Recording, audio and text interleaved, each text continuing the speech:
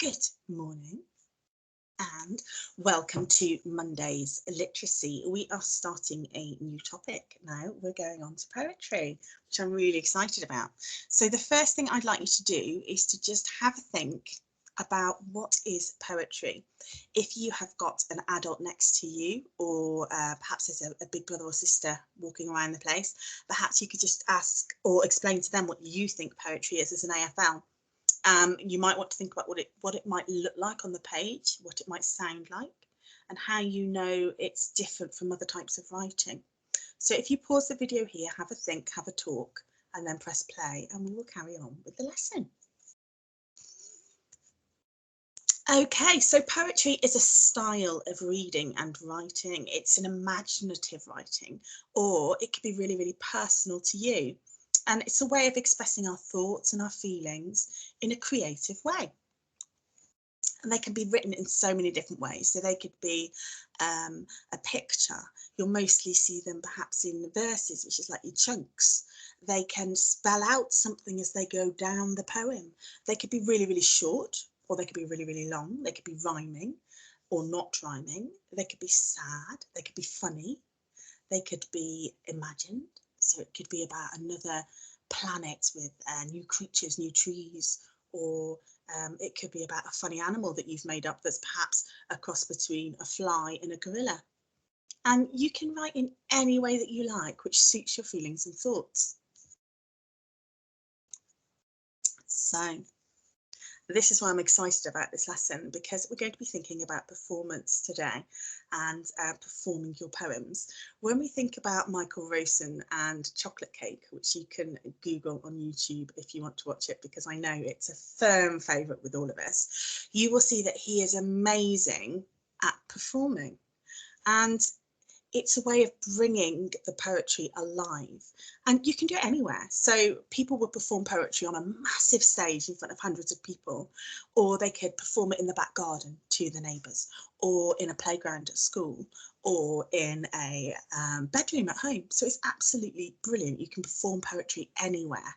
And I know that some of you, we've had some brilliant guided reading sessions this year where we have learnt some poetry and performed it, and you've been absolutely amazing at it, and you've really made me laugh. You know who I'm talking about if you were in our group. There are some very funny poems that we were looking at. So how can you perform it? So experiment with different words and different ways of saying things so that the poem starts to come to life. You can really create that atmosphere with just how you say the poem. And I'll show you a way of doing that in a moment. So there may be some words which you think need to be loud, and they need to be loud perhaps because there's a bang in there and you just think you want to shock them, the person that's listening. Or there might be some parts which are a secret that you have to whisper. Perhaps you're scared and you're whispering because you don't want it. You may read it really, really quickly if something fast and exciting is happening, or you could say it slower so that people are really listening to what you're saying. Or you could mix it up and use all sorts of those things to make your poem really interesting.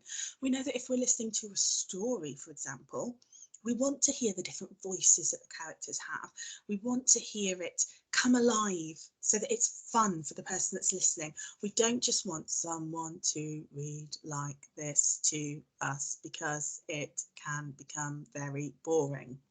So today, we're going to be actors.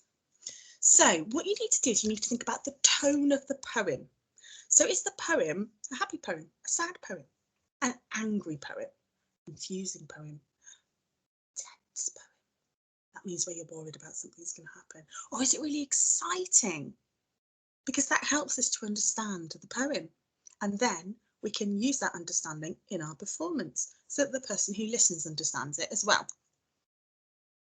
Now, also, you could add some actions that you wanted to. Michael Rosen's brilliant at doing this. So he might pretend to lick the spoon with the chocolate cake, or he wipes his mouth when he's talking about getting it all round his mouth. He's brilliant at just putting those little actions in. And again, it helps to bring the poem alive. It really, and it makes it so comical as well with his poems because they're very, very funny.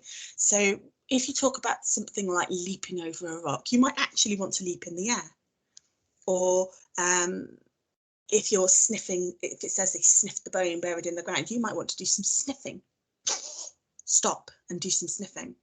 So we want these to be absolutely amazing. So I'm going to think about all of those and I'm going to show you what to do and what not to do. So here we were talking about how you can make the tone of the poem known by how you say it.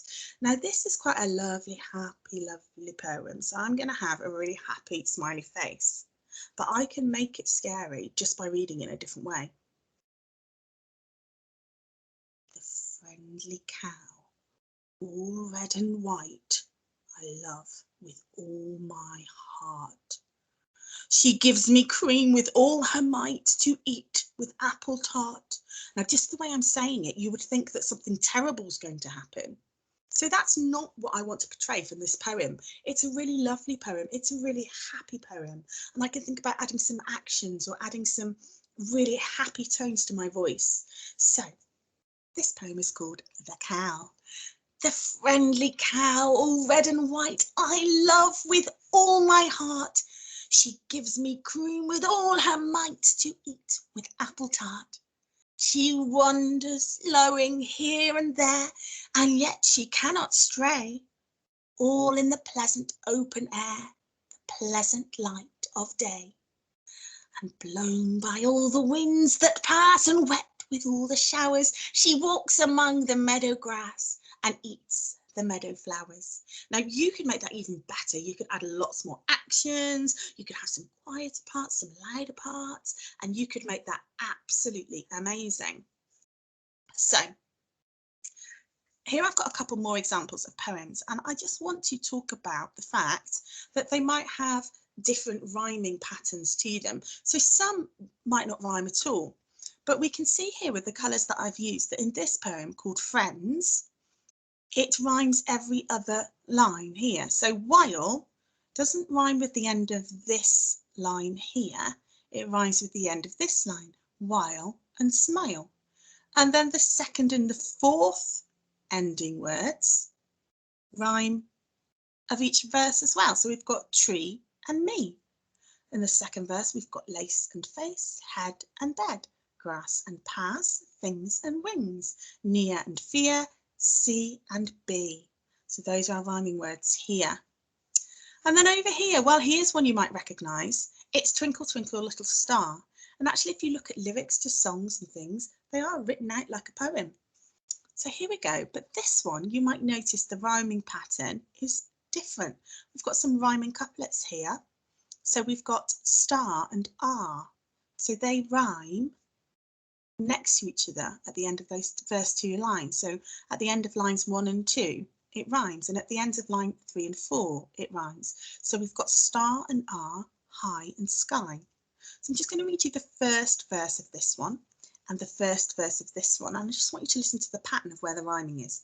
Twinkle, twinkle, little star, how I wonder what you are, up above the world so high, like a diamond in the sky. And then this one. How good to lie a little while and look up through the tree. The sky is like a kind big smile bent sweetly over me. It gives it a different rhythm to the poem, okay?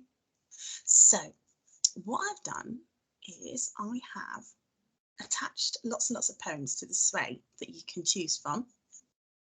And I would like you, please, to have a go at reading it aloud. Now, it might be that you want to learn it off by heart, because I know that in some of my guided reading sessions, we did do this. You might not want to perform the whole poem. Perhaps you want to just concentrate on 2 verses and you want to read them really, really well and just concentrate on those 2. You might want to learn some by heart, you might want to do the whole thing, but read it. It's absolutely fine. This is really open for you to take it as far as you like. And what I'd like you to do is have a go at reading it in a way that suits the poem. So have a think about how the poem makes you feel and then think about how you can portray that to somebody who is listening. Now, I would love to see some of these poems being read out, it would be lovely if you could send us a video of them and email them to us. I know some of you are really, really shy, so don't feel like you have to perform it to anyone. You can just do it on your own in your bedroom, and that is absolutely fine too, okay? So don't panic about it. I know for some people they love to perform and other people they find it really tricky, but you can do it on your own. That's not a problem. Right, have lots and lots of fun with this. I can't wait to see the videos. I know some of you will be absolutely, well, I know you'll all be amazing at this because you're all amazing. So I'm really excited. Okay, have fun.